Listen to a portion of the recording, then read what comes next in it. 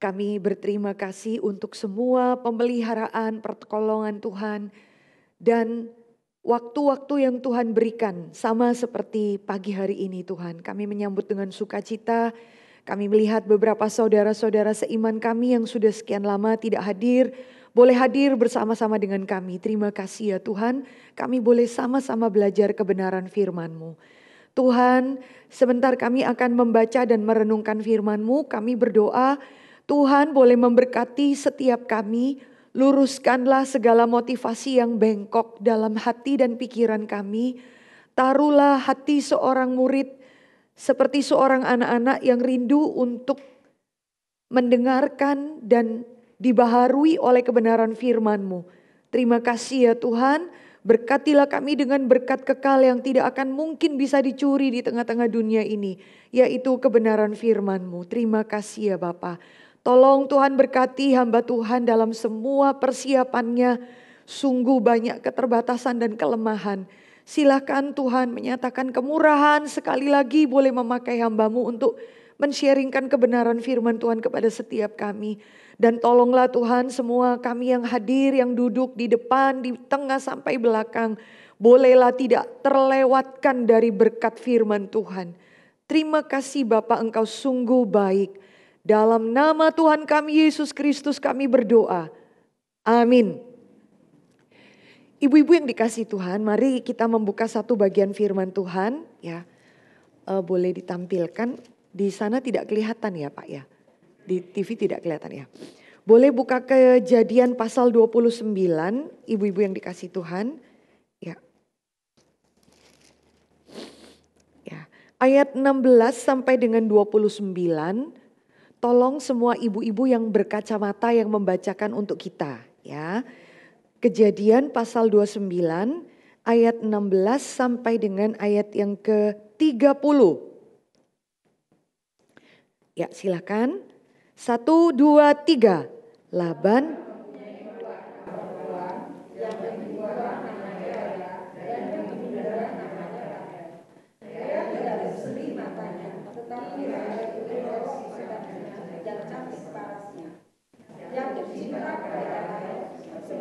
dia berkata, aku mau bekerja padamu 7 tahun lamanya untuk mendapatkan anakmu yang lebih muda itu. 1 tahun, mereka yang diberikan kepadamu daripada orang lain, maka tinggallah belakang mereka. Jadi berjalanlah 7 tahun lamanya untuk mendapatkan itu. Tetapi yang 7 tahun dianggapnya seperti beberapa hari saja karena cintanya kepada Rahel. Sesudah itu berkatalah Yakub kepada Laban, berikanlah kepadaku bakal istriku itu, sebab jangka waktumu telah benar, supaya aku akan kawin dengan dia. Lalu Laban mengundang semua orang di tempat itu dan mengadakan perjamuan. Tetapi pada waktu malam diambilnya Lea anaknya, lalu dibawanya kepada Yakub. Maka Yakub pun mengambil dia. Lagi pula Laban berkata di Silpa kepada tetapi pada waktu pagi tampaklah bahwa itu Lea. Lalu berkatalah Yakub kepada Laban, apakah yang kau perbuat terhadap aku ini? Bukankah untuk mendapat Rahel aku telah bekerja padamu? Mengapa engkau menipu aku? Jawab Laban, tidak biasa orang berbuat demikian terhadap kami ini, mengawinkan anaknya lebih dahulu daripada kami. Dengan Daud tujuh hari perkawinanmu dengan anak ini, kemudian anak yang lain akan diberikan kepadamu sebagai upah, asal engkau bekerja pula kepadaku 7 tahun lagi. Maka yang kemudian dia menanggung perkawinannya dengan Lea. Kemudian Laban memberikan kepada Rahel dan itu menjadi istrinya. Lagi pula Laban memberikan budak perempuan kepada Rahel, anaknya itu menjadi budaknya. Yang mengambil Rahel juga, maka ia lebih cinta kepada Rahel daripada kepada Lea. Demikianlah dia bekerja kepada Laban 7 tahun lagi. Ya, bersama-sama ayat 31 sampai dengan ayat yang ke-35. 1, 2, 3. Ketika Tuhan melihat bahwa Lea tidak dicintai, dibukanyalah kandungannya, tetapi Rahel mandul. Lea mengandung lalu melahirkan seorang anak laki-laki dan menamainya Ruben. Sebab katanya, sesungguhnya Tuhan telah memperhatikan kesengsaraanku. Sekarang tentulah aku akan dicintai oleh suamiku. Mengandung pula lah ia, lalu melahirkan seorang anak laki-laki. Maka ia berkata, sesungguhnya Tuhan telah mendengar bahwa aku tidak dicintai, lalu diberikannya pula anak itu kepadaku. Maka ia menamai anaknya Simeon. Mengandung pula lah ia, lalu melahirkan seorang anak laki-laki. Maka ia berkata sekali, ini suamiku akan lebih erat kepadaku, karena aku telah melahirkan 3 anak laki-laki baginya. Lewi. Mengandung pula lah ia, lalu melahirkan seorang anak laki-laki. Maka ia berkata, sekali ini aku akan bersyukur kepada Tuhan. Itulah sebabnya ia menamai anak-anak itu Yehuda. Sesudah itu ia tidak melahirkan lagi. Tolong bapak-bapak baca yang lanjut itu ya. 30 ayat 1 sampai 4. Ketika dilihat Rahel bahwa ia tidak melahirkan anak bagi Yakub, cemburulah ia kepada kakaknya itu. Lalu berkata kepada Yakub, berikanlah kepadaku anak, kalau tidak aku akan mati. Maka bangkitlah amarah Yakub terhadap Rahel, dan ia berkata, akukah pengganti Allah yang telah menghalangi engkau mengandung? Kata Rahel, ini Bilha, budakku perempuan, hampirilah dia, supaya ia melahirkan anak di pangkuanku, dan supaya oleh dia aku pun memperoleh keturunan. Maka diberikannya Bilha budaknya itu kepada Yakub menjadi istrinya, dan Yakub menghampiri budak itu. Ya, sampai sedemikian. Ibu-ibu yang dikasih Tuhan, di antara 10 courageous women, kalau kita boleh bilang berhenti di Lea itu menjadi kesedihan yang luar biasa ya. Alkitab mencatat hampir tidak ada perempuan yang memasuki pernikahan itu dengan kesedihan, dengan sesuatu yang sangat ironis sekali. Dan kalau jujur kita boleh melihat, belum dinyalakan ya. Bagian pasal 29 itu adalah pergulatan yang sangat menyedihkan antara saudara, antara Lea dengan Rahel. Kesedihan yang sangat besar, ada pertikaian yang serius di situ yang membuat kita mengelus dada melihat, oh ini terjadi di tengah-tengah keluarga yang cinta Tuhan. Ini terjadi di tengah-tengah keluarga di mana Tuhan mengikat perjanjian dengan mereka. Keluarga bukan orang tidak percaya, tetapi keluarga beriman Bapak Ibu Saudara. Dan itu menjadi serius sekali ya, pergulatan antara Lea dengan adiknya, Lea dengan suaminya, Lea dengan papanya, itu kita boleh lihat bagaimana Tuhan mencatatnya menjadi warisan iman yang kita bisa belajar. Dari perempuan yang sebetulnya ditolak tidak, ditolak ini, tetapi kita akan melihat bagaimana Tuhan itu mengasihi perempuan ini ya. Walaupun dia kalau boleh bilang tuh lengkaplah penderitaan yang dialami Lea ya. Ya, ibu-ibu yang dikasih Tuhan, Alkitab itu jujur mencatat hal-hal yang sangat menyedihkan. Di dalam Alkitab bagaimana pergulatan akibat dosa itu relasi manusia menjadi begitu rusak. Manusia dengan Tuhan rusak, maka manusia dengan sesama juga rusak. Di dalam keluarga kita akan menemukan kepahitan-kepahitan yang luar biasa. Kenapa? Karena itu adalah orang-orang yang dekat dengan kita, orang-orang yang kita sayangi. Kita akan melihat hal-hal yang sangat menyedihkan di situ.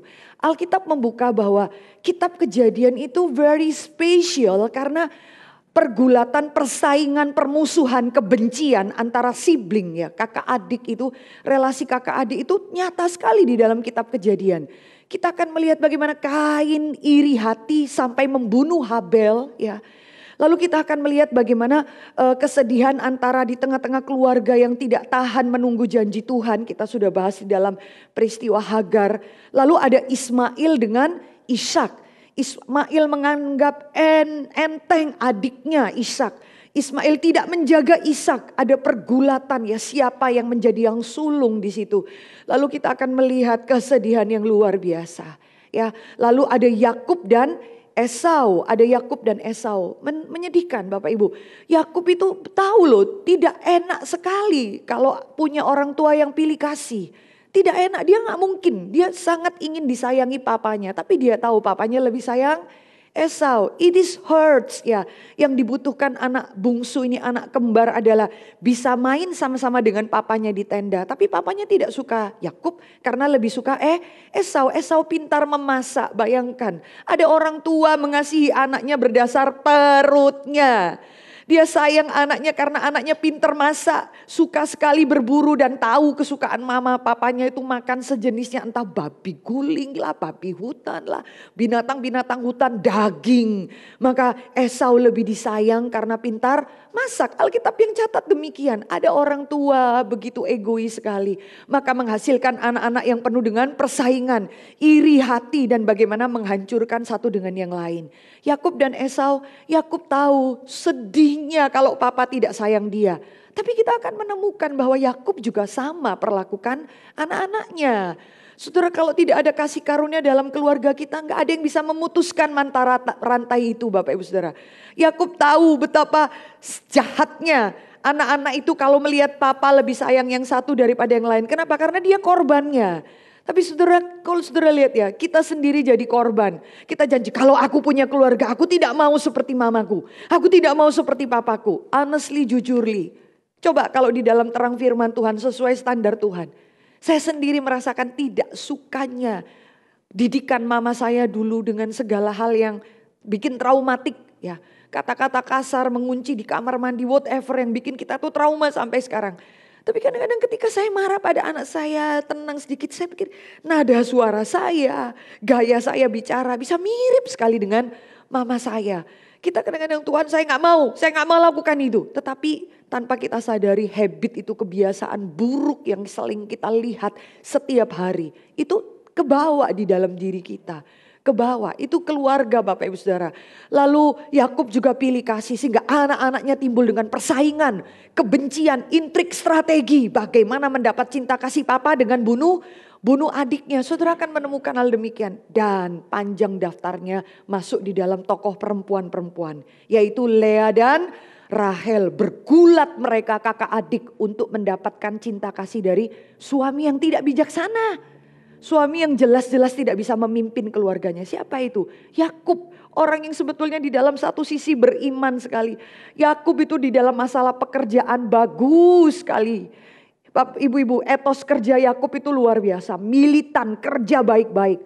Makanya jiwa Yakub seperti itu nurun ke anaknya yang namanya Yusuf. Karena Yusuf seringkali ada di tenda dengan Yakub, dididik walaupun dia disayang, dididik bagaimana manajemen, bagaimana semua. Dan Yusuf seringkali laporkan kakak-kakaknya kerja kurang becus Pak. Standarnya kurang bagus. Kenapa? Karena Yusuf biasa dengan Yakub. Yakub itu Bapak Ibu Saudara ya punya mertua jahat sekali ya.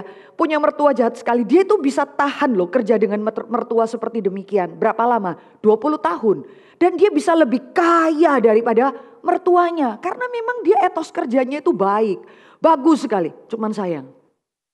Pulang ke rumah kagak bisa ngurus keluarga. Gak bisa ngurus istri-istrinya yang berdebat sana sini. Juga gak bisa ngurus anak-anaknya. Yakub itu ibu-ibu di rumah pasif sekali khusus dalam hal di rumah. Mungkin Anda dan saya akan melihat ini cerita kayak sinetron ya. Tapi ini lebih keren dari semua sinetron K-pop whatever yang Anda lihat itu ya. Yang ada di film-film. Saudara akan melihat that is a reality. Tuhan itu begitu jujur. Dan story ini become very amazing ya. Kisah ini sebab Anda akan selalu melihat kasih karunia Tuhan yang menopang orang-orang yang sampah seperti demikian. Yakub itu terkenal sebagai papa yang amat sangat pasif. Ya, nanti kita akan perhatikan baik-baik bagian ini. Tapi ibu-ibu yang dikasih Tuhan, di situ kita akan melihat Lea dan Rahel pun bergulat berebut cinta kasih suaminya. Maka menghasilkan anak-anak juga yang terus bergulat untuk memperebutkan cinta kasih papanya. Mereka tidak pernah dilatih. Kamu sayang ke kakakmu, abangmu, adikmu dengan berkorban, mengalah, jaga dia, utamakan dia lebih daripada dirimu sendiri. Anak-anak yang tabung kasihnya kekurangan cinta kasih ini berebut cinta kasih papanya sampai berani punya niatan membunuh adiknya. Itu keluarga yang menyedihkan Bapak Ibu Saudara. Dan sampai kita pikir, aduh bagaimana mungkin ya anak-anak kita bisa pada waktu kita mungkin mati atau kita masih hidup melihat mereka bahkan berebut warisan. atau menuntut, berani memenjarakan saudaranya hanya karena hak warisan. Itu menyedihkan sekali, tapi that's it. Bapak Ibu Saudara, kita akan menemukan hal demikian. Puncaknya kitab Kejadian itu ditutup dengan keberanian Yusuf untuk memutuskan mata rantai yang begitu menakutkan. Kita akan menemukan bahwa kitab Kejadian dimulai dengan Kain itu membenci adiknya sampai membunuh adiknya. Kita melihat Kejadian itu ditutup dengan indah bahwa akhirnya kalau Kejadian kakak, abang bunuh adiknya, maka kita melihat Kejadian ditutup dengan adik mengasihi abangnya. Adik bukan cuma mengasihi, memelihara, menjaga keturunan, istri, anak-anaknya dijaga oleh siapa? Oleh Yusuf. Kenapa Yusuf bisa melihat seperti itu? Dramanya panjang sekali ibu-ibu yang dikasih Tuhan. Tapi Yusuf melihat seperti itu ketika kita tahu ya, kakak-kakaknya datang pada Yusuf. Lalu Yusuf lihat mana adiknya dari satu ibu, Benyamin tidak ada di situ. Yang dia lakukan adalah apa? Dia ambil Simeon kan, simpan Simeon, kamu pulang, saya mau lihat adikmu yang bungsu. Bawa kemari, baru saya lepaskan Simeon. Saudara akan melihat bahwa keluarga kakak-kakak Yusuf ini pulang lalu bilang, "Papa, ya tolong Simeon lagi ditawan." Singkat ceritanya Bapak Saudara, "Tolonglah kasih anakmu bungsu, anak kesayanganmu itu loh Papa, yang gak mungkin keluar rumah, tolong bawa supaya adik kita, anakmu itu Simeon boleh dilepaskan." Saudara lihat ya, jawaban Yakub itu apa? Jawaban Yakub apa? Gak bisa, ini anak kesayanganku, kalau dia gak pulang gimana? Ini loh ada papa bisa bilang begini. Itu maksudnya apa? Yang Simeon mati gak apa-apa. Sesederhananya gitu kan. Simeon gak kembali gak apa-apa. Pokoknya yang ini jangan jangan sampai kamu ambil. Itu anak-anak sudah terbiasa melihat bahwa papa itu pilih kasih. Anak dari keturunan Lea bolehlah mati. Anak dari keturunan Rahel saya jaga baik-baik. Mereka mengerti sekali. Tapi kita melihat walaupun saya bisa ketuker-tuker ya istilah nama. Yehuda itu memang pernah melakukan kesalahan yang dosa besar. Tapi ada pertobatan yang luar biasa. Sehingga Yehuda ini dipakai Tuhan di tengah-tengah semua orang yang egois. Anak-anak yang egois, ya udah jangan gua. Dia katakan, "Papa, kasihkan anak kesayanganmu itu. I am guarantee, saya jadi jaminan. Kalau sampai anak kesayanganmu ini tidak pulang, saya yang jadi jaminan. Saya pasti akan mati, saya akan jadi budak. Tenanglah Papa, saya akan tukar dengan nyawa saya." Baru mau lepas gak? Baru mau lepas. Karena ya aku pikir ada gak yang bisa sumpah di depan saya. Pokoknya anak kesayangan saya harus kembali. Semua gak ada, semua cari selamat. Yehuda di situ berdiri mewakili dan saya gantikan adik saya. Baru Yakub boleh lepas. Dan saudara tahu dramanya ya, waktu dibawa pulang itu. Lalu hati Yusuf itu penuh limpah adik dari satu ibunya. Lalu dia lihat dia penuh cinta kasih. Alkitab katakan dia mesti keluar tinggalkan kakak-kakaknya, adiknya untuk mencari ruangan sendiri dan menangis dengan suara nyaring, sedih hati karena mereka gak kenal siapa Yusuf. Yusuf lalu memiliki strategi. Ada orang memikirkan ini licik, dendam dan lain sebagainya. Tapi kita lihat kalau itu suatu dendam, pasti Tuhan akan tegur luar biasa Yusuf. Tapi di dalam bagian itu Yusuf memanggil satu strategi, taruh pialanya ya, tahu ya. Lalu silahkan pulang, lalu tentaranya kejar, lalu ditemukan di dalam pialanya, di dalam apa itu? Karungnya siapa itu? Mungkin Simeon ya. Simeon itu Benyamin. Itu sengaja ditaruh piala di situ. Lalu dibawalah kembali. "Kamu mau curi piala saya ya?" Saudara lihat siapa yang berdiri di situ. Yang berdiri di situ adalah Yehuda. "Tuanku, kami tidak akan mungkin berani curi. Tapi kalaupun adik kami ini dituduh mencuri, pulangkanlah dia. Karena papa kami bisa mati kalau dia gak boleh pulang. Aku pengganti adikku." Bagus ya. "Jadikan aku budak, terserah kamu mau matikan saya, pulangkan. Kalau anak ini tidak pulang, papa kami bisa mati." Saudara lihat ya, yang menyentuh Yusuf di situ, yang mematikan semua mata rantai dendam yang gak ada habis-habisnya dalam keluarga ini ya. Akibat ketidakbijaksanaan bapak, ibu, dua-duanya tidak bijaksana, mewariskan sakit hati kepada anak-anak. Disitulah Alkitab mencatat, maka Yusuf menangis dengan suara keras. Dia lari masuk sampai seluruh istana mendengarkan teriakan Yusuf. Kenapa? Di situ Yusuf melihat satu gambaran. Seorang kakak yang menyerahkan nyawanya untuk adiknya. Menjadi satu gambaran Kristus yang sulung itu menyerahkan bagi setiap kita. Ya, lalu di situ Yusuf melihat, dia mikirkan anaknya Lea mau mati untuk anaknya Rahel. Apa? Bukannya anaknya Lea itu berharap supaya anaknya, anak dari keturunan Rahel kalau bisa gak ada atau bahkan mati. Di situ menusuk hati Yusuf. Dia melihat satu gambaran yang luar biasa. Oh, anak-anak Lea serahkan nyawa untuk anak-anak Rahel. Putuslah mata rantai dendam itu. Saudara, tidak ada yang bisa menyelesaikan dendam. Tidak ada saudara. Kecuali pengorbanan dan pengampunan. Coba cek dalam keluarga kita. Mau berapa lama sih? Tidak ada saudara. Terus wariskan kepada anak, kepada cucu kita. Betapa menakutkan keluarga yang seperti demikian. Sampai ada orang yang berdiri minta pengampunan dan memberikan diri sebagai pengorbanan. Baru di situ saudara akan melihat recovery. Maka kejadian itu berakhir dengan kisah yang indah. Walaupun penuh dengan pertikaian, daftar yang seperti ini panjang dah habis-habisnya. Itu dimenangkan akhirnya dengan Yusuf, adik memelihara kakaknya. Puji Tuhan. Ibu-ibu yang dikasih Tuhan, kita akan melihat latar belakang konflik dan mengenal salah satu dari courageous woman ini, Lea. Saudara, dia hidup di tengah-tengah keluarga yang sangat manipulatif dan hampir tokoh-tokoh di dalam kejadian itu, maafkan ya, papa-papanya pasif sekali. Ya, poin kedua dan tiga itu saling berkaitan. Papa-papanya tidak bijaksana sama sekali. Ayah yang manipulatif, itulah Lea. Lea punya ayah yang seperti apa? Ayah yang jelas-jelas menjual dia, menukar dia. Ayah yang jelas-jelas tahu kalau anaknya itu tidak cantik. Ya. Anaknya tidak cantik. Jadi untuk mengawinkan anaknya perlu dengan strategi penipuan. Karena kagak bakal laku anak saya. Gak bisa. Ya bagaimana tipu calon menantu supaya bisa mengawinkan anaknya. Saudara, Allah yang tidak yang manipulatif. Saudara lihat ya Yusuf. Ketukar. Yakub itu pergi ke rumah calon mertuanya Laban. Lalu setelah 1 bulan di rumah calon mertuanya itu, calon mertuanya lihat, ini pekerja keras loh. Ya, Yakub itu saya tadi katakan orang yang etos kerjanya bagus sekali. Kerja keras 1 bulan, langsung dia pikir, ya, waduh ini punya menantu kayak gini bagus sekali. Dan dia tuh bisa lihat loh orang jatuh cinta. Kita yang sudah menikah kan tahu ya, remaja-remaja kita itu kalau jatuh cinta ada sparklingnya ya. Ya nggak tahu ya, cara dia jalan. Kalau kita bilang, kamu naksir dia ya? Enggak, tante, nggak mungkin lah. Makin dia salah tingkah, kita kan udah ya umur 3 kali lipat dia lah. Kita bilang, ilah gitu kayak gaya lo. Kalau ketemu dia jalan aja miring-miring gitu ya kira-kira.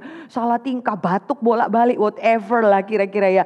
Kita langsung ini mah jelas-jelas jatuh cinta. Gak perlu kamu bilang kayak ada bintang-bintangnya nyambung gitu ya. Sparkling-sparklingnya, bling-blingnya di mata dia. Oh enggak tante, gak mau lah, aku masih lama gak mikir-mikir tentang itu. Tapi dia bilang ya tante, kira-kira begitu ya.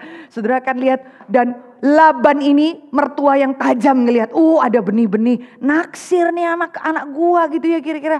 Lalu waktu Yakub akhirnya mengakui, kasihkanlah anakmu yang namanya Rahel itu. Saudara tahu kan tadi yang dijawab Laban, jawabnya tuh egois sekali. Jawabnya bilang, lebih baiklah aku kasihkan dia padamu daripada kasih sama orang lain.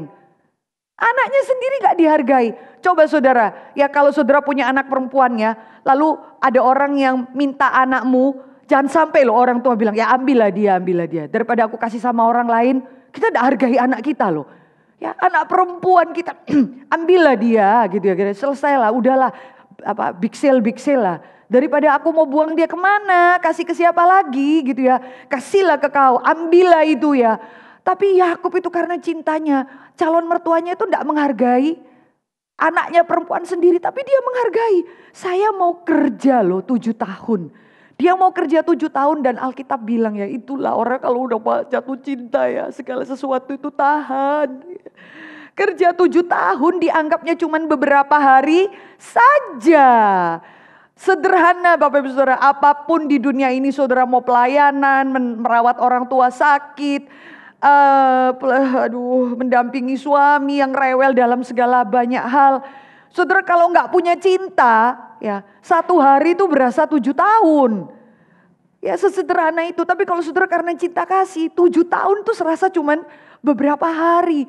Maka saudara akan melihat Lea dibesarkan dari papa yang manipulatif ini, langsung pikir-pikir. Lalu ya Yakub sudah kerja 7 tahun bukan? Lalu dia bilang, kasihkanlah anakmu pada kami. Langsung dia klik, oke. Saya akan kasihkan anak bungsu saya yang namanya Rahel yang lebih cantik. Tapi saudara tahu kan kisah itu bagaimana? Strateginya seperti apa? Malam-malam itu ditukarnya lah. Dikasihkan Lea yang Alkitab bilang tidak berseri. Matanya tidak berseri. Itu suatu gambaran Bapak Ibu untuk menunjukkan bahwa memang perempuan ini, maafkan ya, tidak cantik, cenderung jelek dengan istilah sederhana. Tidak berseri matanya. Ya orang tidak tertarik lihat dia. Lea memulai pernikahan dengan ketakutan. Tragis, histeris. Bapak Ibu bisa bayangkan ya, waktu kita nggak tahu ya, kita ya coba saudara pikirkan itu waktu dimasukin ke dalam tenda itu, saya cuma mikir satu hal. Rahel ada di mana ya? Nggak bisa jawab ya. Rahel ada di mana ya? Dia tahu nggak bahwa malam itu akan ada pertukaran yang aneh seperti ini? Tahu nggak ya? Intrik-intrik, kemungkinan tahu nggak? Kita nggak tahu ya. Tapi pertanyaan coba, Rahel tahu nggak kalau papanya seperti itu? Lea tahu nggak? Bapak Ibu Saudara, kemungkinan mereka tahu. Ya si Lea tahu karena apa? Yakub sudah bilang saya kerja sama kamu 7 tahun untuk dapat Rahel. Jelas-jelas masa 7 tahun nggak tahu? Memang Alkitab nggak kasih tahu sih. Tapi kalau boleh tafsirkan, anak-anak itu tahu loh. Dan anak-anak itu masuk di dalam intrik papanya. Udahlah, lu kagak bisa laku ya. Yang Cece, yang Cici ini, yang si kakaknya. Udahlah, masuk. Dia tahu sekali bahwa papanya gak bisa ngawinin dia. Lalu dia masuk dengan intrik seperti itu, lalu tipu suaminya. Bisa bayangkan ya, pagi-pagi bangun itu malam pertama, yang ada adalah lakinya itu histeris. Iya kan, histeris bukan, ya saudara bayangkan malam pertama bahagianya kayak apa. Bukan, histeris, gak ngerti ya histerisnya Yakub itu. Wah, kaget, siapa lu? Kaget gitu.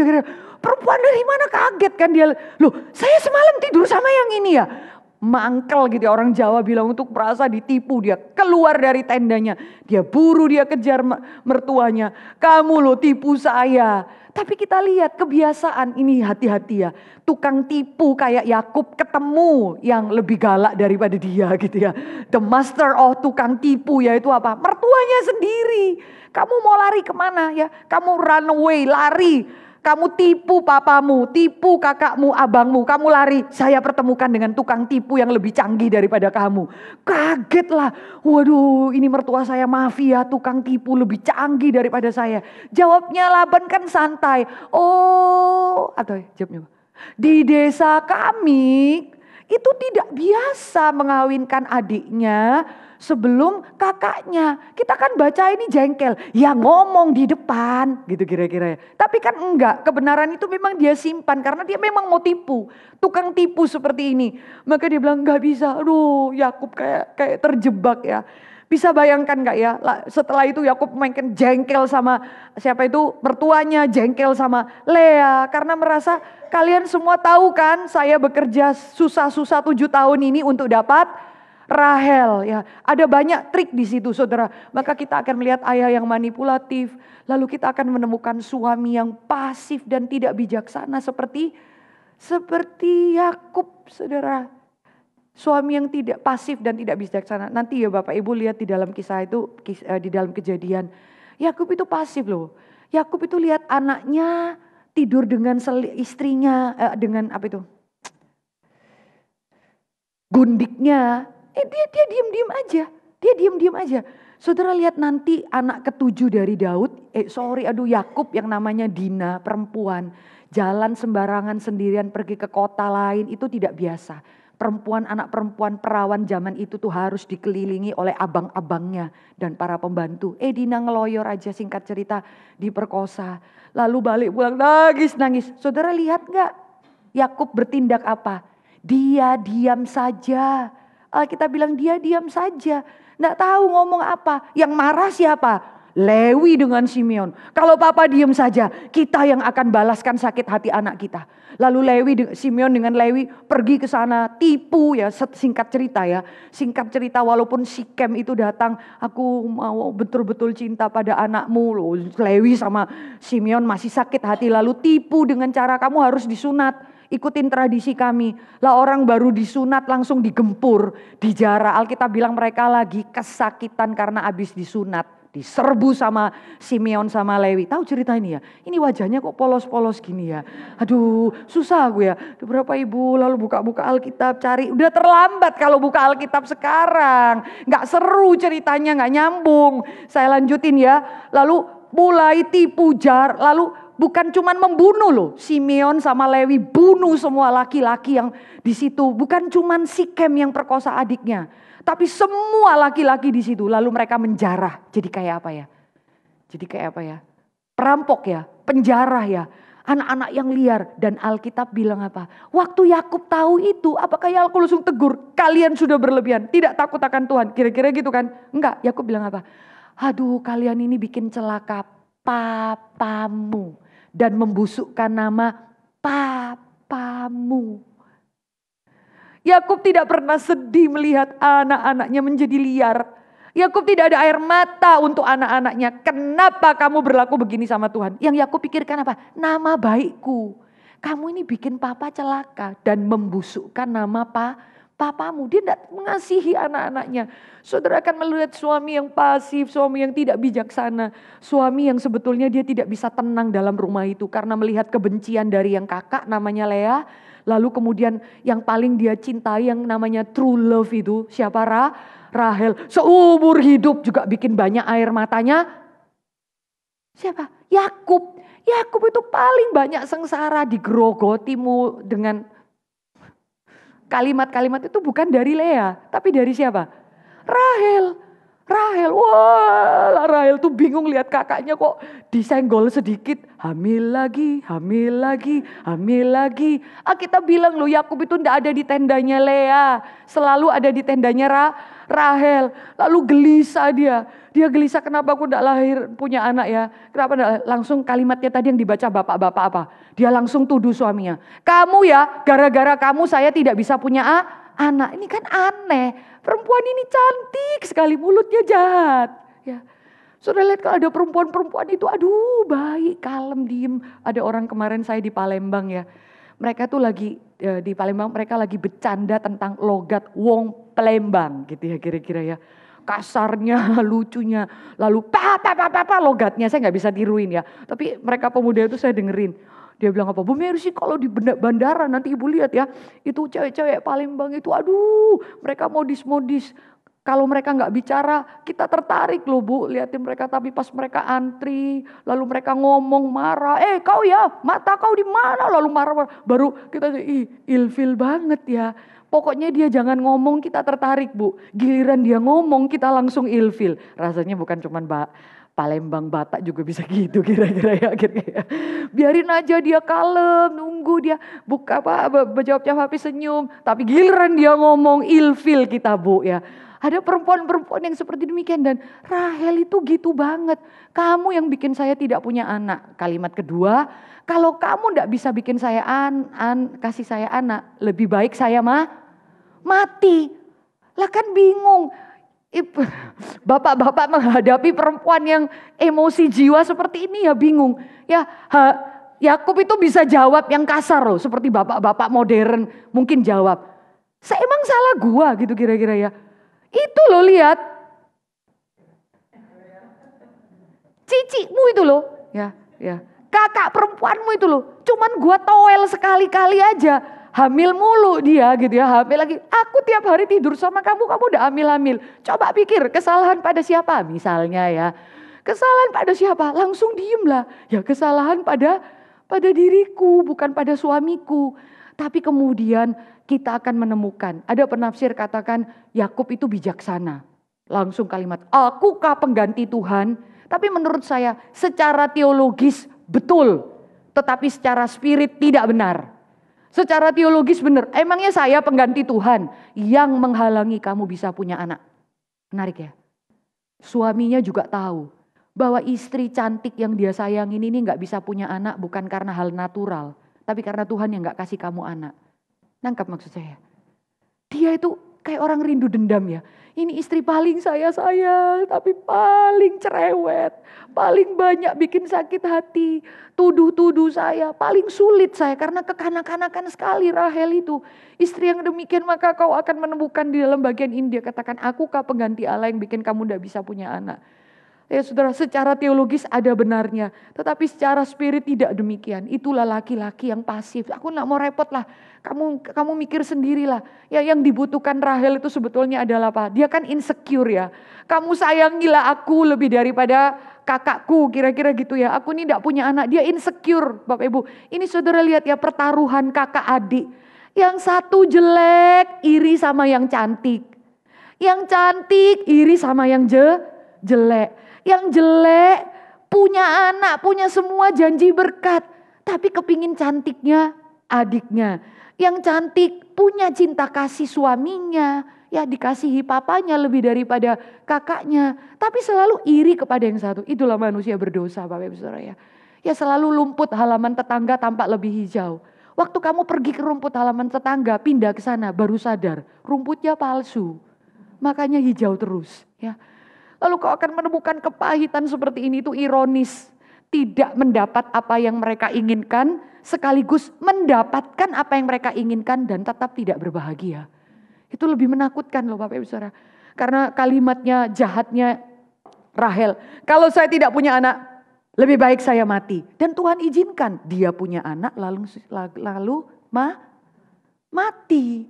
Sudah lihat tidak ironisnya perempuan-perempuan yang demikian. Hati-hati dengan kata-kata kita. Perempuan yang ibu-ibu, istri. Kendalikan diri, emosi jiwa kita yang meronta-ronta itu ya. Yang kepingin dikasih makan. Jiwa yang selfish, yang meronta-ronta. Kenapa aku tidak diperhatikan? Kenapa begini? Kenapa? Kalau begini lebih baik sudah aja end story. Lebih baik aku mati. Jelas kamu kepingin mati. Oh, tahu diabetes aja langsung takutnya luar biasa ya. Tahu cancer aja nangis-nangis lu sama Tuhan. Tadi kepingin mati katanya. Tapi kan tidak semudah itu. Nah ibu-ibu kita akan menemukan hal seperti demikian. Dan mari kita melihat siapakah Lea. Lea itu lengkap triple. Tidak dikasihi papanya. Tidak dikasihi saudaranya. Siapa itu? Rachel ya. Juga tidak dikasihi suaminya. Menyedihkannya itu apa? Ibu-ibu Alkitab itu mencatat begini loh ya. Menyedihkan ya, karena Alkitab itu mencatat kalimat ketika Tuhan melihat bahwa Lea itu tidak dicintai suaminya. Bahasa Indonesia itu memperlembut, tidak dicintai. Bahasa Inggris persis seperti aslinya. Bukan tidak dicintai, tapi apa? Coba Bu Lili tolong baca bagian Genesis ini, silakan catatan lagi.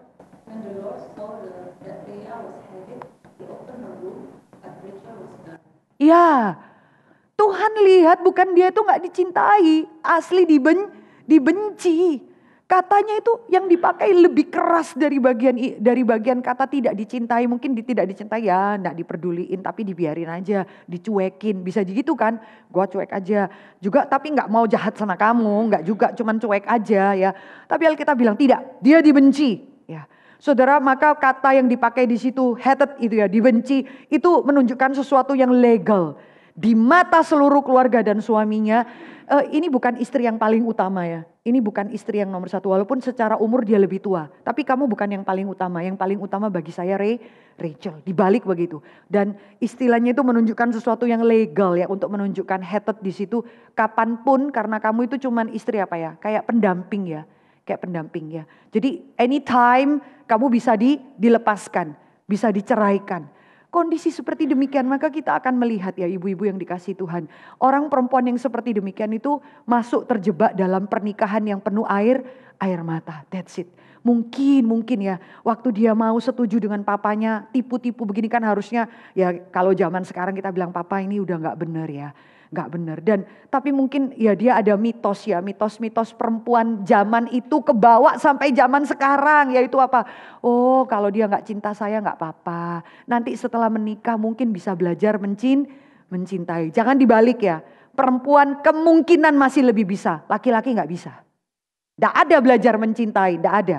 Dia awal laki-laki beda dengan perempuan. Perempuan itu bisa berproses, lihat kalau dia di suaminya melindungi, menyayangi, berjuang, berkorban. Bisa apa ya, belajar untuk mencintai. Laki-laki tidak bisa begitu. Tapi terjebak di dalam pernikahan penuh air mata, mitos. Oh kalau sudah menikah nanti dia berubah, kira-kira gitu ya. Hati-hati. Didik anak-anak perempuan kita tidak boleh masuk dalam mitos gitu. Kita dalam konseling pranikah itu seringkali menemukan, ini perempuan bisa ngotot berani menikah dengan cowok yang kita sendiri lihat nggak bisa loh. Ini orangnya nggak punya integritas. Cara dia kerja itu suka-suka dia. Bolak-balik keluar 1 tahun pekerjaan, kita sudah curiga ini laki-laki calonmu ini nggak bisa dipercaya. Wah kita nggak mungkin dapat yang sempurna lah Bu. Ya iya, kita nggak mungkin dapat sempurna, yang nggak mungkin dapat 100% sempurna, tapi juga jangan obral gitu ya. Jangan buang diri ke dalam hal-hal yang seperti demikian. Nggak apa-apa Bu, nanti Tuhan bentuk dia, pernikahan membentuk dia. Nggak mungkin Bapak Ibu Saudara. Kalau awal sebelum mendapat kamu saja dia sudah tidak benar, maka waktu sudah mendapat kitab sebagai perempuan, dia jauh lebih berani berbuat tidak benar. Untuk orang-orang yang belum menikah, pikirkan baik-baik. Maka saudara akan menemukan hal-hal yang menyedihkan, mitos atau mitos apa? Kalau kita sudah punya anak, suami kita berubah. Mitos semua, tidak ada ya. Punya anak makin capek, makin take it for granted, makin udahlah. Dan kita harus mengakui tidak makin cantik kita punya anak terus bertambah. Nah saudara terjebak dalam pernikahan yang seperti demikian. Hati-hati, diawali dengan kebohongan dan hidup dengan persaingan yang tidak adil. Persaingannya itu tidak adil. Gak ada yang bela Lea, gak ada. Yang bela Rahel lebih banyak. Papanya lebih sayang dia, dijaga. Untuk dapat anak bungsu, orang mesti kerja mati-matian untuk dapat anak saya. Dijaga oleh papanya, dijaga oleh suaminya, dapat cinta kasih. Ini persaingan yang tidak adil. Ada catatan perempuan yang melewati air mata begitu berat. Mau bersaing seperti apa? Ibu-ibu yang dikasihi Tuhan. Maka saudara akan melihat ya di dalam bagian ini. Tapi menariknya, walaupun Alkitab memakai kata yang keras, hated di situ ya, benci ya. Suatu yang aktif kata benci, tetapi di situ ada kalimat di depannya, when the Lord. Di dalam Alkitab kita pakai kapital TUHAN, itu untuk menunjukkan Allah Yehova. Allah apa itu? Covenant, Allah yang mengikat perjanjian ya. Catatannya itu bukan seperti awal Allah mencipta langit dan bumi itu Elohim, Allah pencipta. Itu mau agama Islam, agama apapun, mereka mengerti Allah pencipta. Tetapi tidak mengerti Allah God's covenant. Allah yang mengikat perjanjian, dan kalau kamu gagal, saya yang memberikan penebusan. Allah yang mengikat diri dengan umat perjanjian. Allah yang mau mengikat diri. Nah itu di dalam sejarah Allah mengikat diri dengan Abraham gagal. Alkitab mencatat mengikat diri dengan keturunan Abraham, raja-raja Israel semua gagal. Lalu Allah itu adalah Allah covenant. Aku mengikat perjanjian, aku setia sekalipun kamu tidak setia. Sesederhana itu, God's of covenant. Kata di situ, maka saudara akan melihat perempuan ini siapa dia? Sekalipun dia dibenci di tengah-tengah keluarganya. Mungkin dianggap bawa sial dengan perempuan yang entah cacat mata, entah rupanya terlalu jelek dan lain sebagainya. Tapi Anda akan melihat ya, Tuhan hadir di dalam kehidupan orang yang dibenci ini. Ya, Tuhan hadir. Tuhan itu melihat perempuan ini dibenci dan Tuhan membuka kandungannya. Allah bekerja itu di balik layar, Bapak Ibu Saudara. Caranya Allah meneguhkan, ini loh perempuan yang kamu benci, tetapi lewat perempuan inilah kamu mendapat anak laki-laki pertama. Ya, tapi sayang sekali, siapa itu Yakub matanya tidak melihat, Saudara, dan membiarkan persaingan itu. Bapak Ibu, sebetulnya ya kalimat Yakub tadi yang di depan, akukah pengganti Allah bikin kamu gak bisa punya anak? Saudara lihat ya, semua yang namanya poligami itu menakutkan. Alkitab itu sudah mencatat, agama-agama lain katakan poligami itu boleh. Whatever lah, kalau bisa adil dan lain sebagainya. Tapi Alkitab katakan gak bisa. Satu laki-laki, satu perempuan. Whatever alasan kamu seperti apa. Tapi kalau kamu mau lanjut poligami silahkan. Kamu akan melihat keturunan-keturunan yang cuci muka pakai air mata. Istrinya cuci muka pakai air mata. Keluarga ini juga cuci muka pakai air mata. Saudara akan melihat kesedihan seperti demikian. Ada poligami seperti apa? Elkana sama siapa? Hana, siapa lagi? Penina kan. Tapi di situ saudara melihat ya, orang kalau poligami tuh istri-istrinya tuh insecure semua. Hana insecure, gak bisa punya anak. Penina juga insecure karena dia tahu suaminya lebih cinta Hana. Maka perlu untuk menyiksa Hana, memalukan dia di tengah-tengah ibadah. Bukan cuma di rumah, Alkitab bilang, di tengah-tengah ibadah. Tapi Elkana jauh lebih bijaksana daripada Yakub. Elkana hibur istrinya ya dengan kalimat apa? Sudahlah Hana, aku itu mencintai kamu. Tidak cukupkah cintaku kepadamu?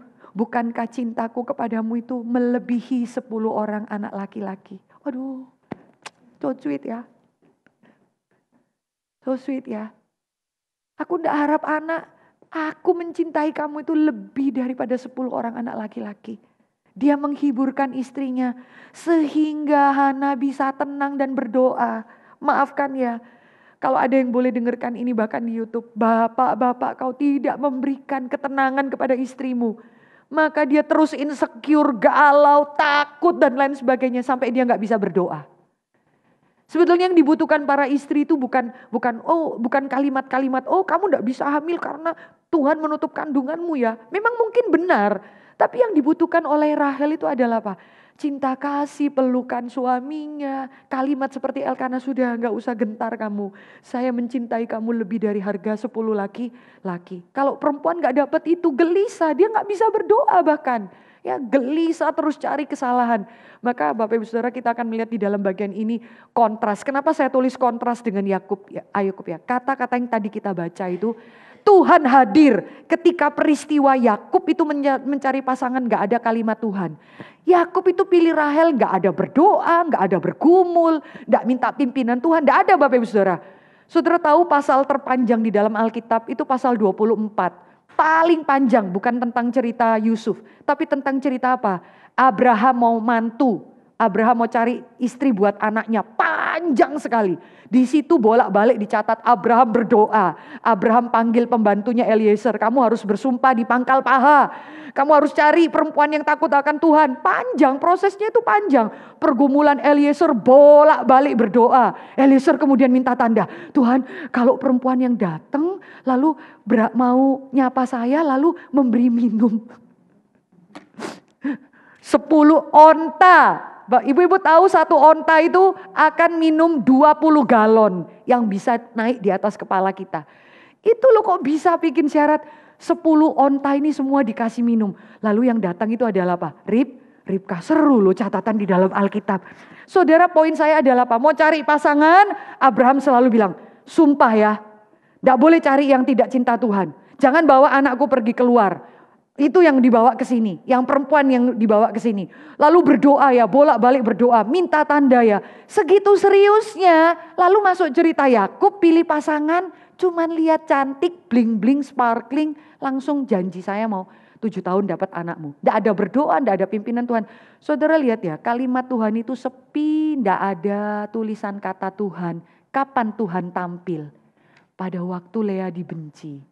Kalimat Tuhan pertama kali keluar. Saya sendiri waktu persiapan bagian ini saya katakan Tuhan I am so blessed. Dimana gak ada kelihatan manusia suka-suka dia sendiri. Pilih suka-suka dia sendiri. Tipu sana sini. Rasain loh kalau bahasa kita ya. Kamu pilih pasangan aja gak berdoa. Ditipu orang dan lain sebagainya. Gak ada satu kata Tuhan di dalam catatan pasal 29. Kata Tuhan itu timbul yang tadi kita baca. When God saw siapa ini Lea dibenci. Maka aku buka kandungannya. Tuhan intervensi. Di tengah orang-orang yang jahat-jahat itu seperti itu. Bahkan mungkin di tengah-tengah kesalahan Lea. Tuhan intervensi. Dan Tuhan bekerja di balik layar. Sayangnya ibu-ibu. Anda dan saya melihat pergumulan Lea yang menjadi pergumulan kamu dan saya. Yang harusnya kita keluar dari jebakan Batman seperti itu. Tuhan itu catat firman Tuhan ribuan tahun yang lalu. Kebodohan-kebodohan perempuan-perempuan seperti ini. Menjadi catatan supaya kita jangan mengulangi kesalahan itu. Saudara akan menemukan dia terjebak dalam konflik ya. Nanti kalau ibu-ibu baca di rumah, waktu dia punya Lea pergumulan untuk mendapat cinta suaminya. Lea itu ini panjang ya, identitas dirinya itu terhadap kasih suaminya. Identitas dirinya itu pada cinta kasih anak-anaknya. Ya, saudara lihat ya cara Lea memberi nama anak. Rada serem ya. Kasih nama anak, itu coba saudara lihat. Memang pakai ada kata Tuhannya sih. Ya, hati-hati loh. Anda dan saya itu jangan-jangan sok rohani, tapi rohana sebenarnya. Aku bersyukur. Sampai rumah marah-marah. Jelekkan orang lain. Saudara jangan main-main ya. Coba saudara lihat cara dia memberi nama anaknya. Minta tolong Ibu Desi boleh bacakan untuk kita ayat 31 sampai dengan ayat yang ke 33 lah. Ya coba baca untuk kita silahkan. Ketika Tuhan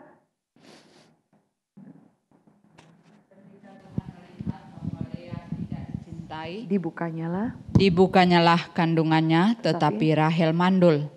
Lea mengandung lalu melahirkan seorang anak laki-laki dan menamainya Ruben. Sebab katanya, sesungguhnya Tuhan telah memperhatikan kesengsaraanku.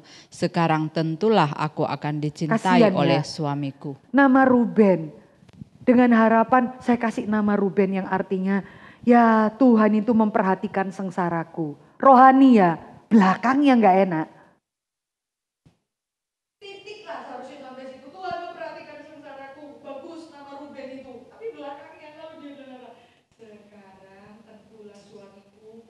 Aku akan dicintai oleh suamiku. Hati-hati banyak perempuan itu. Banyak kita orang kelihatannya itu rohani ya. Belakangnya itu ada motivasi. Tuhan tahu pergumulan kita. Tuhan pasti menguatkan kita. Belakangnya nggak enak. Kadang-kadang sering kita penuh dengan kemarahan, perlu untuk balas. Bener nggak kita mengatakan Tuhan melihat sengsaraku? Bisa nggak titik? Jangan Tuhan melihat kesengsaraku. Tentulah sekarang aku dicintai suami lebih daripada adiknya. Sekali lagi pergulatan, persaingan, iri hati. Ya coba anak kedua. Anak kedua Simeon. Mengandung pula lah ayat 33. Mengandung pula lah ia, lalu melahirkan seorang anak laki-laki, maka ia berkata, sesungguhnya Tuhan telah mendengar bahwa aku tidak dicintai, lalu diberikannya pula anak ini kepadaku, maka ia menamai anak itu Simeon. Ya, Tuhan mendengar, titik aja ya harusnya. Tetapi karena aku tidak dicintai, balik lagi persaingan lagi. 34 Bu, kita baca sama-sama ya.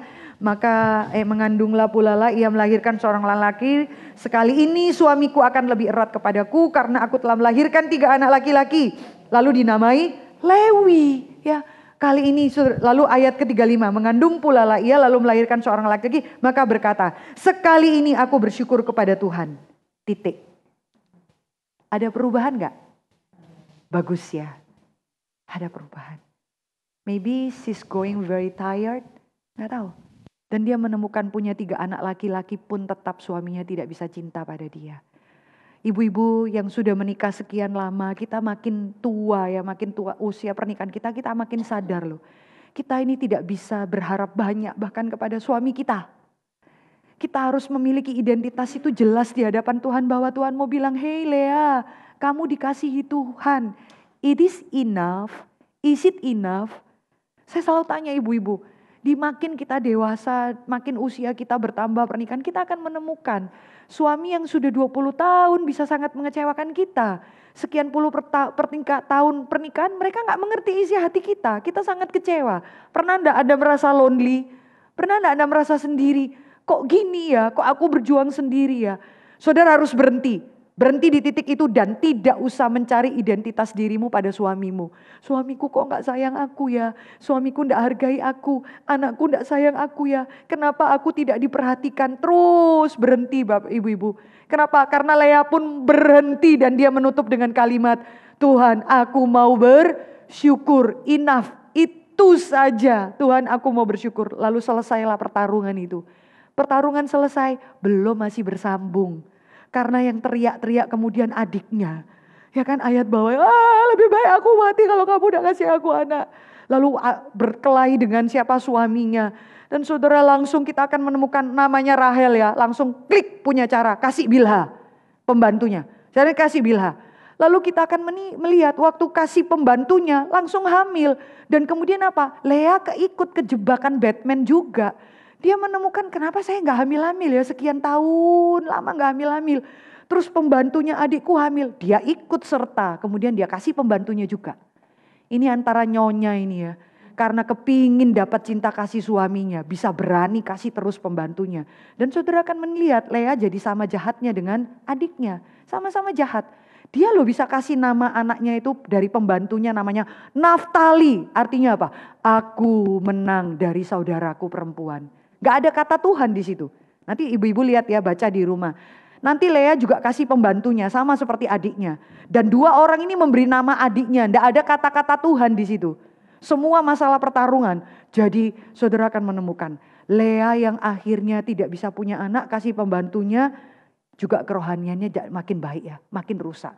Biasanya dia kasih nama, Tuhan melihat sengsaraku, Tuhan sekarang pembantunya punya anak, enggak. Naftali artinya aku menang lawan saudara perempuanku. Ngeri banget, saudara kalau punya anak kayak gini ya. Ma, arti namaku apa? Grace gitu ya. Papa saya tanya, kamu dikasih nama Mercy karena dulu mau punya anak, sudah mau lahir, meninggal. Mamamu gak bisa lahirkan anak pertama, bleeding. Takut punya anak, lo kok hamil. Dapat nama anak sampai double.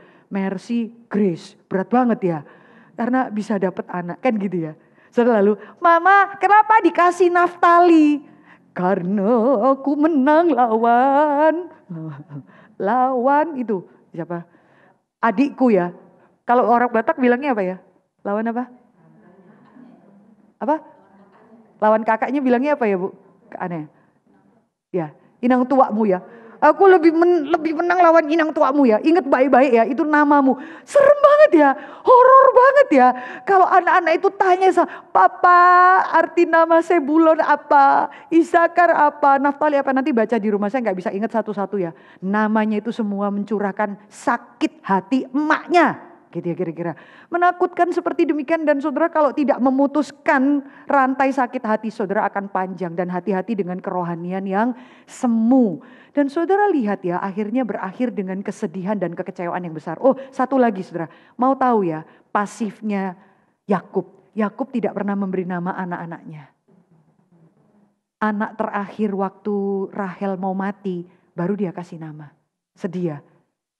Saudara tahu ya, budaya orang Yahudi itu sangat menikmati papa itu yang memberi nama anaknya. Sampai sekarang kebawa, itu Jewish culture sekali. Bukan perempuan yang kasih nama, laki-laki. Tapi Yakub tidak tertarik memberi nama anak-anak dari perempuan-perempuan ini ya. Memang dia pasif ya. Udah kasih nama apa saja, Obed jadi gitu ya. Samuel oke, Nathan oke, bawa-bawa Alkitab lah gitu kira-kira. Terserah. Jadi semua anak itu yang kasih nama siapa? Lea. Yang kasih nama siapa? Rachel. Terakhir dia langsung intervensi, enggak boleh dikasih nama oleh Rachel. Karena Rahel itu kan melahirkan Benyamin kesakitan, lalu dia mau mati, dia berteriak, anak ini bikin sengsara hidupku. Lalu namanya Ben-Oni. Arti Ben-Oni adalah apa? Anak yang membawa kesengsaraan. Enggak terima papanya. Langsung, apa itu Yakub bilang, ini istriku kebangetan ini. Ini sudah melewati batas ini ya kira-kira. Dia kesakitan, masa kita nengok anak bawa kesusahan, masa gitu ya. Anak bawa kesengsaraan, langsung diganti Benyamin. Benyamin itu artinya apa? Anak di tangan kananku. Anak kebanggaan papanya, berubah dia. Saya yakin dia berubah karena sekian tahun penuh dengan air mata menghadapi pertikaian suami istri ya. Dia sendiri lihat istri-istrinya ini bergulat kepingin punya anak sampai yang satu mau mati. Lalu dia kasih nama, ini anak kebanggaanku. Benyamin, tidak boleh Ben-Oni. Jangan kasih nama Ben-Oni ya, menakutkan. Ben-Oni, anak bikin sengsara emaknya. Hal-hal seperti demikian dan mengakhirkan kesedihan dan kekecewaan yang besar. Saudara, pergumulan Lea ini kita akan berhenti pada waktu apa? Bapak ibu yang dikasih Tuhan, kita keluar ya sebagai perempuan yang courageous woman pada waktu apa? Kita berhenti fokus untuk mengasihani diri kita. Please berhenti. Saudara mungkin hampir gak ada yang memiliki pergumulan penolakan, dibenci seperti Lea. Please berhenti, fokus pada dirimu, mengasihani dirimu. Kenapa ini, kenapa anakku tidak begini, kenapa. Itu yang membuat beban hidup kita itu lebih berat. Ya, kita lihat berhenti untuk fokus mengasihani diri. Belajar melepaskan berhala yang kita pegang kuat-kuat dan merangkul kasih karunia Allah. Banyak kali Anda dan saya itu hatinya apa ya, kemarin saya bawa di Palembang itu seminar emptiness and emptiness. Sarang yang kosong. Perempuan-perempuan seperti Anda yang mulai masuk 50 ke atas, seringkali sarangnya kosong. Waktu anak-anak udah gede, meninggalkan kita. Lalu kita sendirian di rumah, gak ada anak-anak lagi. Suami dengan kita seperti orang asing. Makin tua makin gak bisa ngomong. Makin aneh, lalu kita mulai merasa lonely. Ya, itu sarang kosong dan hati yang kosong. Karena apa? Ternyata berhala kita selama itu tuh adalah anak-anak kita. Berhala kita selama ini tuh adalah kecantikan kita. Berhala kita selama ini itu adalah mungkin suami kita. Sehingga pada waktu kita masuk 50 tahun ke atas, beberapa di antara kita bergumul dengan kerut-merut di tubuh kita. Lalu mulai turun sana sini, mulai gelisah, apa suamiku mencintai aku? Lalu mulai melihat suami mulai punya kesibukan sendiri, makin usia, kita merasa tidak dikasihani, tidak dikasihi. Hentikan Bapak Ibu Saudara. Kenapa? Seringkali Tuhan membukakan bahwa ada banyak berhala dalam diri kita. Yaitu apa? Cinta kasih anak-anak kita. Waktu anak-anak gak ada kita langsung empty. Cinta kasih suami kita langsung kita bingung. Waktu suami kita meninggal kita gak tahu mau melakukan apa. Menarik ya, saya kenal seorang hamba Tuhan, istrinya bukan hamba Tuhan. Istrinya terus temani suaminya kemana-mana, ngikutin suaminya. Suaminya begitu bijaksana, suaminya tahu bahwa istrinya itu melekat pada dia. Saking melekatnya, bisa-bisa dia kehilangan identitas diri dia di hadapan Tuhan. Jadi dia persiapkan istrinya. Kamu siap-siap ya, mereka ini masih muda. Kalau sewaktu-waktu Tuhan panggil saya, kamu pikir baik-baik loh. Ya, karena mereka gak punya anak, gak bisa punya anak ya. Kamu pikir baik-baik, kamu harus sungguh-sungguh melayani Tuhan. Kamu harus tercukupi terus, kamu nih ngomong apa sih? Enggak, saya siapkan kamu. Jadi kemana-mana nempel sama suaminya. Suaminya langsung bilang, dari sekarang waktu saya masih hidup kamu pikirkan. Kalau suami saya meninggal kamu mau apa? Kamu mau kerja pelayanan apa untuk Tuhan? Kamu mau baktikan diri untuk apa? Mau panti asuhan kah? Mau pergi penginjilan kah? Jadi misioneri? Atau pikirkan baik-baik. Karena kamu tidak bisa melekat dengan saya. Dia persiapkan istrinya untuk melekat dengan Tuhan. Kita semua seperti itu. Merangkul kasih karunia Tuhan. Tuhan, saya kemarin konseling ya. Saya bilang pada seorang ibu. Kalau cuma kamu dapat Kristus saja. Is it enough? Cukup enggak buat kamu? Jawab sendiri. Saya bilang pada dia, saya ini bukan teori loh. Kalau pertanyaan ini diberikan kepada saya pun saya bisa nangis. Tuhan, kalau anak saya diambil, suami saya diambil, jemaat saya nggak ada lagi identitas saya ini Bu Mercy melekat pada hamba Tuhan GRI Ibuaran. Gitu kan? Kalau saya terlalu mengasihi jemaat saya, identitas saya melekat pada Buaran. Suatu hari kelak Tuhan izinkan hamba Tuhan lain menggantikan saya bisa bingung-bingung Bapak Ibu Saudara. Karena saya dikenal sebagai Bu Mercy hamba Tuhan di GRI Buaran. Bisa melekat pada apa? Gereja, pada suami saya. Saya membayangkan suatu kali kelak semua ini diambil semua. Orang tidak kenal saya sebagai hamba Tuhan di Buaran, tidak ada pendeta Tommy. Oh istrinya Pak Tommy ya. Tidak ada anak-anak saya siapa ya Tuhan? Cukupkah kalau saya mengatakan saya dikasihi Tuhan? Cukupkah? Kalau saudara belum bisa menjawab, enough Lord, cukup. Lihat kata-kata saya, seumur hidup kamu akan gelisah. Terus gelisah, bingung sana sini mencari semua kalau belum Tuhan memuaskan kamu. Maka belajar merangkul kasih karunia. Kasih karunia apa? Bapak Ibu dari semua anak-anak itu kita tahu ya bahwa Mesias itu lahir dari keturunan Lea, bukan Rahel. Kasih karunia Tuhan begitu luar biasa. Tapi juga Lea gak bisa sombong karena kasih karunia Tuhan. Siapa dia? Walaupun Mesias lahir dari keturunan Lea. Tapi anak-anak Lea itu semua maafkan Bapak Ibu Saudara. Ada yang 1-2 orang pembunuh. Ada yang tidur dengan menantunya Yehuda. Kira-kira gitu kan. Anak-anaknya menyedihkan. Tapi jauh saudara jangan salah. Keturunan-keturunan dari 2 perempuan ini juga ada yang memperkosa 1 perempuan. Digilir sekian orang, menyedihkan, ada hal-hal demikian. Ini perempuan-perempuan yang berharap kasih karunia Tuhan. Yang kalau di tracing lagi kehidupannya, mereka ini perempuan-perempuan yang gak bisa didik anak. Ya. Bisa bayangkan gak Rahel yang segitu egoisnya, anaknya bisa baik kayak Yusuf. Kalau bukan kasih karunia apa coba? Mama yang aku lebih baik mati, yang egois, aku tidak dikasihi. Sudah cantik, sudah paling disayang, tendanya mungkin paling diberikan yang terbaik, paling disayang, dihormati. Tetap tidak bisa cinta kasih. Lah Yusuf lihat mama kayak gitu. bisa jadi anak baik. Kalau bukan anugerah Tuhan apa coba? Jangan ada yang membanggakan diri. Maka Tuhan itu tidak tertarik untuk memberi apa yang kita mau. Cerita Lea ini sampai terakhir tidak happy ending loh. Tetap kita tidak melihat bagaimana Yakub itu kemudian berterima kasih, jatuh cinta kepada Lea. Nggak ada. Ceritanya nggak happy ending ibu-ibu. Tetap berakhir dengan ya tetap sampai mati bagi Yakub. My true love. Ya cuma Rachel yang bikin dia banyak air mata juga. Tapi kita lihat ya Tuhan itu lebih tertarik untuk merubah hati kita. Lebih daripada memberikan atau menjawab sesuai dengan doa kita. Kami ini hamba Tuhan yang konseling seringkali air matanya di situ ketika mendoakan beberapa orang. Karena kami tahu udah gak bisa diapa-apain ini. Yang suami datang pada kami, Bu Mercy ini bayangkan kalau keluarga ini datang konseling sama hamba Tuhan. Yang Lea bilang, saya ini lahirnya jelek. Saya susah, sudah gitu dibenci papa, dibenci adik, dibenci suami lagi. Oh gitu ya Bu, saya susah nih.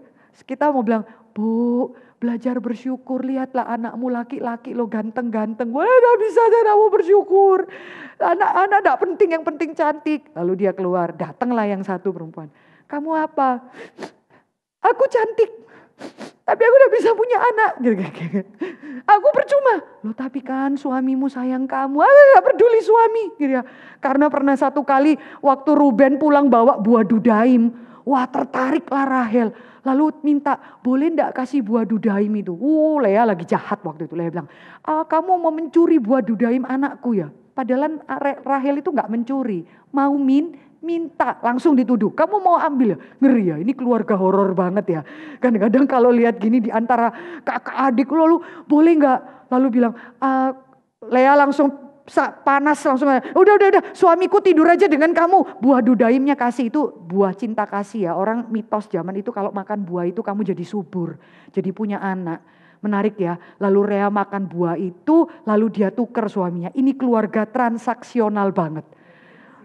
Ya, semua serba jual-jualan. Ya, calon mertua jual anaknya, jual menantunya, menantu juga saling jual, anak-anak juga saling jual. Aku jual suamiku, enggak penting cinta suamiku. Udah tidur aja sama dia. Langsung Yakub pulang dalam kebingungan. Menarik ya. Lea bilang, aku sudah teken kontrak, kamu enggak boleh pergi tenda situ. Tidur sama saya. Yakub ini kan, maafkan ya, pasif kan. Loh kenapa aku harus tidur di tenda kamu? Karena sudah teken kontrak sekian hari kamu tidur sama saya, gitu kan? Saya sudah beli kamu. Yakub tanya, berapa harga beli aku buah dudaim? Penghinaan sekali ya. Apa? Buah dudaim berapa kilo bisa dapat? Buah murah itu Bapak Ibu-ibu, yang boleh semua boleh dapat, anak kecil pun bisa dapat. Ruben bisa dapat itu. Sudahlah, cuman seharga itu. Langsung Yakub tahu, istriku tidak pernah cinta aku. Untuk dapat kamu, saya jadi budak papamu 14 tahun. Kamu jual saya sama kakakmu dengan buah dudaim. Kesedihan yang luar biasa ya. Saudara akan melihat saudara kita, tetapi di dalam bagian ini dia perempuan yang namanya Rachel makan buah dudaim tapi tetap gak hamil-hamil. Gak bisa hamil. Menariknya Tuhan humor tinggi, yang makin hamil lagi adalah yang gak makan buah dudaim. Humor tinggi karena Tuhan mau katakan masalah perhamilan kalian itu bukan karena dudaim.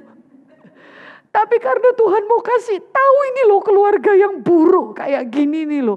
Lalu kemudian Tuhan membuka rahim Rahel dengan memberikan Yusuf. Tuhan mau lihat, enough air mata perempuan ini. Tuhan tahu batas kekuatannya Rahel. Kasihan dia ini. Terus mati-matian makan buah dudaim berkilo-kilo, kagak bisa hamil. Kasihan. Tuhan yang tahu ini perempuan insecure, lalu berikan Yusuf. Menarik ya cerita di dalam Alkitab. Nggak habis-habis. Kalau saudara mau lihat detail satu-satu, kita nggak kelar-kelar liatin hal-hal seperti ini. Dan Tuhan itu kasih penghargaan itu terakhir di dalam hidup Lea. Ibu-ibu, sanggupkah engkau menerima? Hanya Kristus saja sisa hidup saya. Apakah saya cukup? Apakah saya cukup? Ya, ada berapa perempuan itu ketakutannya adalah warisan, rumah, ya, atas nama cinta kasih suami, tapi sebenarnya dia ketakutan warisannya, rumahnya nggak dapat dan lain sebagainya. Ada banyak hal yang menakutkan dan ibu-ibu ketekunan sampai akhir. Penghargaan itu terakhir Tuhan yang memberi, bukan manusia. Penghargaan yang terakhir adalah akhirnya Yakub memutuskan pada waktu dia mati, dia beri surat wasiat kepada anak-anaknya. Kalau papamu ini mati ya, papamu minta papa ini dikubur di kuburannya Abraham dan Sarah, Ishak dan Ribka, Yakub dan Lea. Bukan dengan Rahel. Papanya yang minta. Minta tolong Ibu Lilit yang baca untuk kita Kejadian pasal 49, suara Ibu Lilit besar ya untuk kita, nggak usah lari-lari bawain mic. Ibu tolong baca untuk kita. Ya, 49. Ya. Kemudian 29 ayat dengan 32. Yakub meninggal dan dikuburkan. Kemudian berpesanlah Yakub kepada mereka, apabila aku nanti dikumpulkan kepada kaum leluhurku, kuburkanlah aku di sisi nenek moyangku dalam gua yang di ladang Efron, orang Het itu. Dalam gua yang di ladang Mahfela di sebelah timur Mamre di tanah Kanaan, ladang yang telah diberi Abraham dari Efron, orang Het itu, untuk menjadi kuburan milik. Disitulah dikuburkan Abraham beserta Sarah istrinya, disitulah dikuburkan Ishak beserta Ribka istrinya. Dan disitulah juga kukuburkan Lea, ladang dengan gua yang ada di sana telah dibeli dari orang Het. Menarik ya, Ibu-ibu dia tetap memberitahu kepada anak-anaknya dan memberi penghargaan bahwa nanti kalau papamu mati dia beri tracing ya, ini loh Abraham dengan istrinya Sarah, bukan Hagar ya. Lalu Ribka, Ishak dengan Ribka. Dan papamu ini dikuburkan di sebelah mamamu, Lea, bukan Rachel. Mungkin pada akhir hidupnya, Yakub mulai melihat bahwa perempuan yang dibenci ini, yang dia tidak cintai adalah perempuan yang menjaga anak-anak, merawat. Bahkan pada waktu Rahel mati lebih dulu, kemungkinan besar Lea merawat anak-anak itu dengan cinta kasih karena Lea sudah belajar bahwa berjuang merebut kasih suaminya itu sia-sia. Berjuang merebut cinta kasih anak-anak tetap sia-sia. Ketika hatinya dipuaskan dengan Tuhan dan dia berkata, dapat anak Yehuda yang diberkati itu, aku bersyukur di hadapan Tuhan. Selesai, enough ya. Bapak Ibu, kita selalu seringkali merasa diri itu malang, gagal, banyak hal itu menutup mata kita sehingga kita gagal melihat kasih karunia Tuhan. Gagal melihat Tuhan itu baik, terlalu banyak air mata kita. Masih ingat seperti Maria itu loh di pinggir kubur Yesus, terlalu banyak air mata sampai Yesus di depannya dia bilang, perempuan, dia langsung kira tukang kebun. Kita nggak bisa lihat kehadiran Tuhan, terlalu banyak air mata, terlalu mengasihani diri sendiri. Coba angkat wajah kita dan melihat kasih karunia Tuhan. Sanggupkah kita mengatakan, Tuhan, kalaupun aku gak dicintai suami dan anak-anakku, asal aku tahu aku ini berharga dan dicintai Tuhan, aku mau puas Tuhan. Kalau kita belum selesai itu, lihat ya, hidup kita itu gak selesai-selesainya, galau-galaunya. Sakit dikit takut, mau takut mati, takut sakit, takut apa? Karena apa? Identitas kita tidak melekat pada Tuhan. Kita tidak menikmati itu. Dan saudara, biarlah sanggupkah kita penghargaan sampai titik akhir itu bukan dipuji anakmu, ya, bukan dipuji suamimu, tapi Tuhan yang memberikan pujian di titik akhir. Yaitu apa? Akhirnya suaminya pun memilih untuk disandingkan dengan Lea. Kasiannya Rahel yang menikmati segala sesuatu seumur hidup berlimpah-limpah. Ketika dia mati dia seorang diri, tersendiri. Rahel yang pada waktu hidup seringkali tersendiri. Pada waktu mati dia menikmati bahwa suaminya menghargai dia. Kiranya Tuhan memberkati kita ibu-ibu yang dikasihi Tuhan. Kita akan masuk di dalam doa, lalu kita akan masuk di dalam tanya jawab. Tapi sebelum itu, bolehkah kita masuk di dalam doa? Kita tundukkan kepala.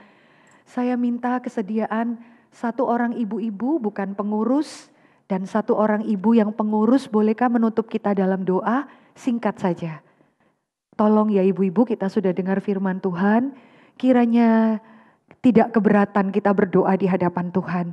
Kebenaran dari perempuan-perempuan yang berani hidup menderita di hadapan Tuhan dan berani menerima kasih karunia Tuhan memberkati kita. Satu orang ibu bukan pengurus dan satu orang ibu pengurus. Silahkan pimpin kita dalam doa. Mari kita berdoa.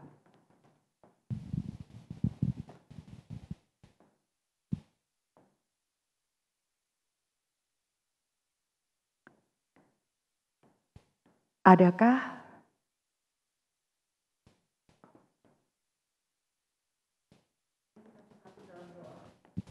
Bapa dalam surga, kami mengucap syukur Tuhan untuk firman yang boleh kami dengar, mengajar kami untuk bisa menjadi seorang ibu, menjadi seorang istri yang bijak, ya Tuhan, yang boleh menerima apapun kebutuhan hidup kami bisa terus taat kepadamu.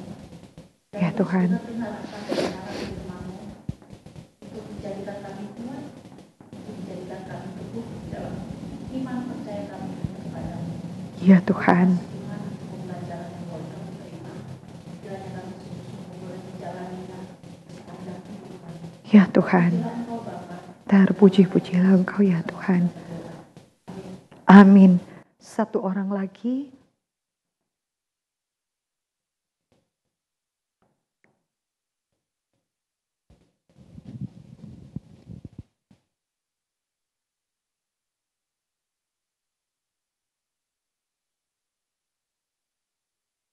Bolehkah satu orang ibu pengurus menutup kita dalam doa?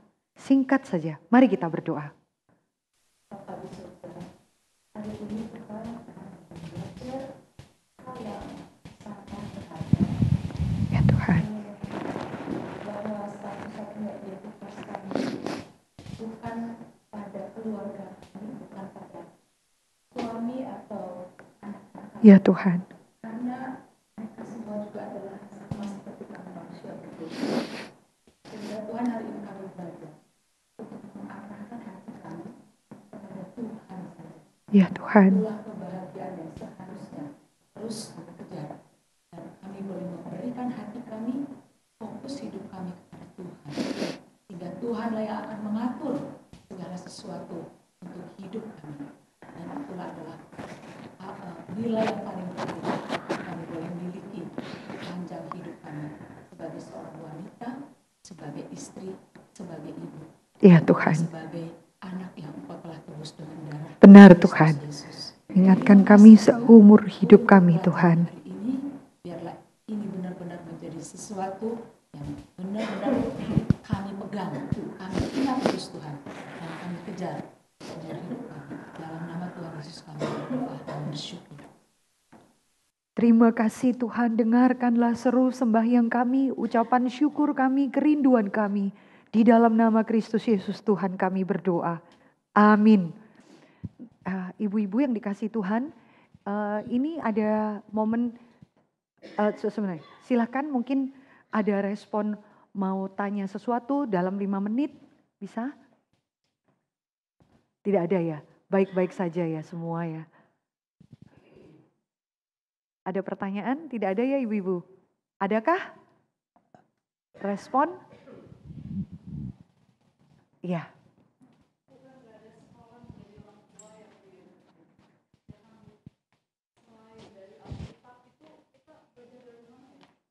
Apa Pak pertanyaan? Sorry nggak dengar. Kan nggak ada sekolah menjadi orang tua yang bijaksana ya Iya, kan. nggak ada sekolah.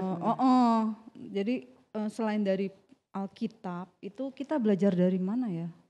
Banyak hal. Tuhan juga kasih bukan anugerah khusus yaitu Alkitab ya pasti. Tapi juga ada anugerah umum yang lain. Misalnya apa? Kita bisa melihat dari beberapa teladan hidup orang-orang di sekitar kita. Orang tua kita yang baik. Hal-hal yang menjadi berkat. Ya pilihan-pilihan, keputusan-keputusan. Saya punya oma kalau mau ibadah pagi minggu. Wah malam itu anak-anak harus tidur lebih cepat. Kita bingung karena hari Sabtu kan zaman itu bilangnya malam minggu ya. Kita mau main-main, dia bilang gak bisa. Besok pagi mau ke ibadah. Anak-anak semua tidak boleh ada yang ngantuk. Jadi tidurnya boleh lama, boleh cukup. Jadi jam 9 hari Sabtu teman-teman lagi main-main, jalan-jalan, naik motor. Kita sudah harus tidur, dipaksa tidur, lampu dimatiin.